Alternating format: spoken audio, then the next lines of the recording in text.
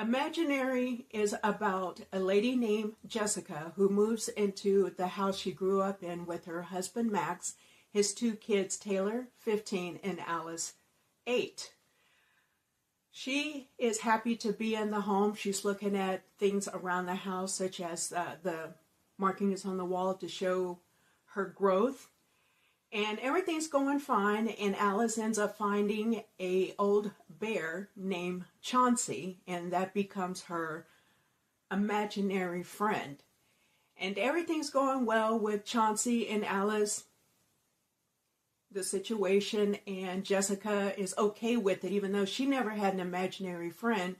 But Max, her husband, did have an imaginary friend, and he feels that is completely normal, so Jessica is okay with it.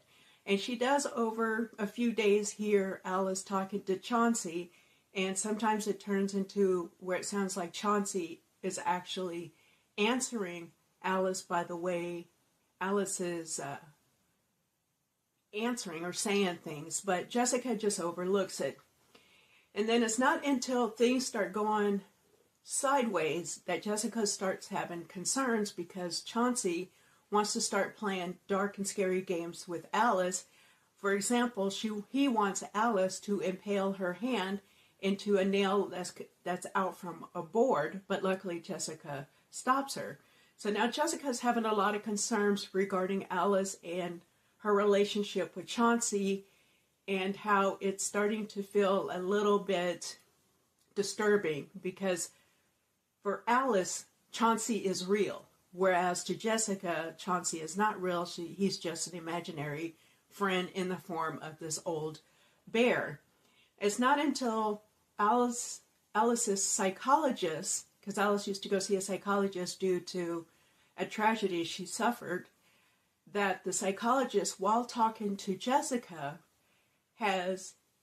she shows her some videos of some other kids that are in the psychology meetings, and things that they say, and the things that the psychologist says to Jessica, it suddenly kind of ignites something within Jessica that she starts to remember things. And this is when she starts going into a rabbit hole, down into a rabbit hole of her past. And she starts remembering things slowly but surely. Part of this, we have a neighbor that lives across the street. Her name is Gloria. And towards the beginning of the movie, we are introduced to Gloria because she comes over and talks to Jessica. And Gloria seems to know a lot about Jessica when Jessica was a child. So Jessica is not concerned, but she's a little bit hesitant about Gloria. And Gloria shows up a couple of more times within the film. And she ends up playing a part with this whole thing regarding the old bear, Chauncy. And things, as I mentioned, they do get bizarre between Chauncy and Alice, and things started getting deep.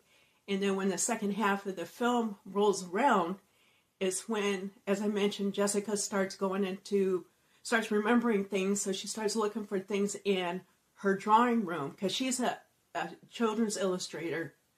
And she remembers things in this room, and she starts finding things on the walls. And she starts going deeper and deeper into this rabbit hole, and it just gets really bizarre. And this is the part of the movie where you have to pay attention, because of the various things that are said, the various things that are seen on the wall, and then this door that is able to transport you, or not you, but able to transport Jessica.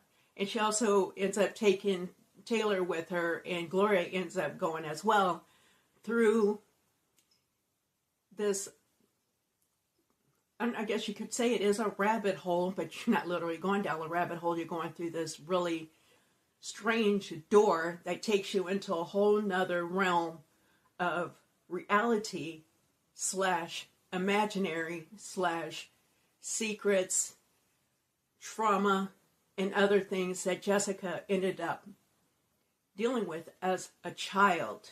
And then it's also brought to light about Gloria and what Gloria has to do with Jessica and her childhood.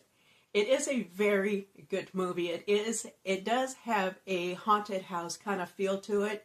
It definitely is a psychological horror, a psychological drama as well. And then it's the whole story of the imaginary friend, and how does the imaginary friend help you cope, or can an imaginary friend hinder the things you have gone through?